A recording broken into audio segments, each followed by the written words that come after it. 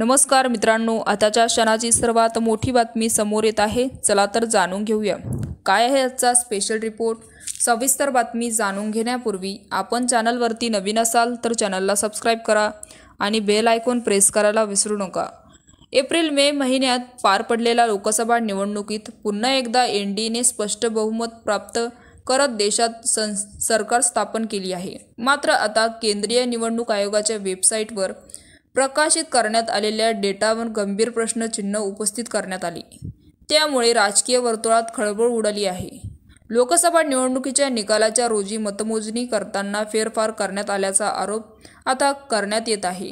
काही ठिकाणी जास्त तर काही ठिकाणी कमी मतमोजणी करण्यात आली असा आरोप देखील ADR-VFD या संस्थेने केला आहे। तर केंद्रीय निवडणूक आयोगाच्या वेबसाईटवर सादर करण्यात आलेल्या डेटावर अभ्यास करून या संस्थेने मतमोजणीमध्ये फेरफार झाल्याचा आरोप केला आणि या प्रकरणात ADR आणि पत्रकार पूनम अग्रवाल यांनी निवडणूक आयोगाला प्रश्न विचारले। मात्र अद्यापही निवडणूक आयोगाकडून कोणतेही उत्तर आलेले नाही।